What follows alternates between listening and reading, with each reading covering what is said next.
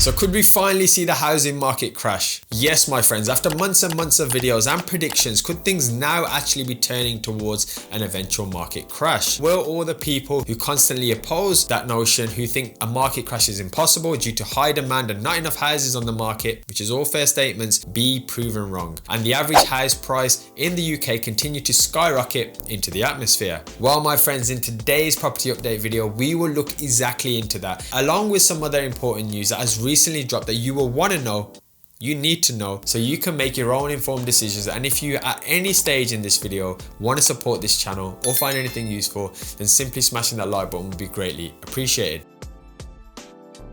So let's kick it off with a recent article showing that house price growth, despite being up by 10% on year, is now predicted by many experts to start to slow down. And here on my left, we can see the number of residential sales across the UK increasing even up until February this year. And because I love a good statistic and a graph so much, here is the average house price over time, which only seems to be moving up and towards the right. But some important points that I must mention, as I think they'll help and I wanted to show you guys, is on average we are seeing 26 prospective buyers for every single property available just in February alone. And properties are actually selling 8 days quicker than they were a month before, leaving the average timescale for a property sale 36 days. And although this may sound like the complete opposite of a property market slowdown, experts still believe a slowdown is on the cards and the growth will now begin to slow down, especially from the 10% per year we were seeing. Savills now forecast an overall price increase of 3.5% this year, with 3% in 2024. And these predictions are also shared by Zoopla and Halifax, who have a very similar outlook.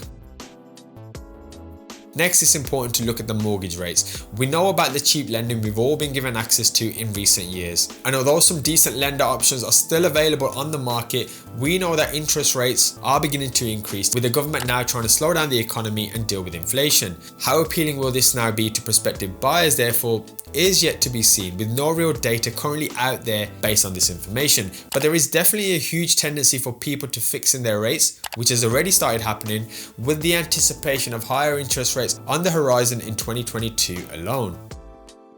Inflation.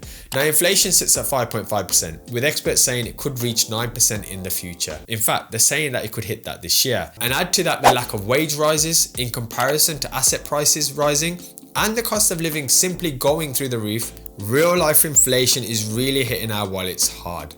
You see, even in January, the pay growth was 3.8%, with prices rising at 5.5%. So within a month, your purchasing power alone was deteriorating, which is just a sad state of where the economy currently is.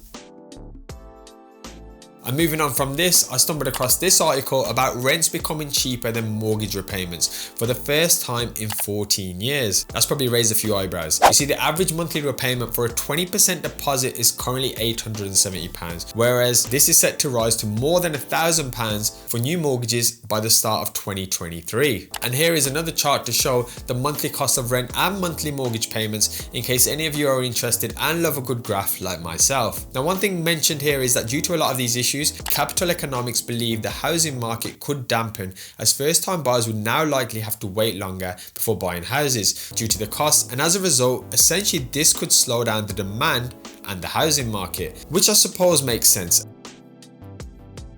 And finally, friends, an article I shared the other day about homeowners now potentially struggling with mortgages even more, as the UK banks are now looking to tighten affordability tests. You see, when it comes to getting a home, affordability is key, and we know that the cost of living and goods and services is on the rise, and our wages aren't moving in accordance to this. We know that, unless you're one of the lucky ones, and therefore it's going to be a bigger strain on somebody out there like yourselves trying to get yourself a house. So therefore this could again slow down the amount of demand and the amount of people out there trying to buy properties, simply because they don't pass the affordability checks. And when it's harder to do so and affordability is stress tested much harder, as the lenders are doing, it's going to mean one of three things. You either need to earn more, you need to have a larger deposit, or unfortunately you need something cheaper. Something which, let's be honest my friends, isn't ideal for anyone out there or any of you looking to buy a house. So with all that and all the things that UK government is running, is a correction or some sort of property crash now on the cards more than it was a few months ago? In my opinion, yes. But if you ask me when, like everyone else out there, I'd be lying if I gave you a date. But I would want you to stay up to date with the latest information. And that's why I try and drop these videos as much as possible, along with other stuff on the Instagram and even on Facebook recently. recently as well, but that's a story for another day. But of course, my friends, if you have any questions in relation to anything I said or any comments that you think could help anyone else watching this video,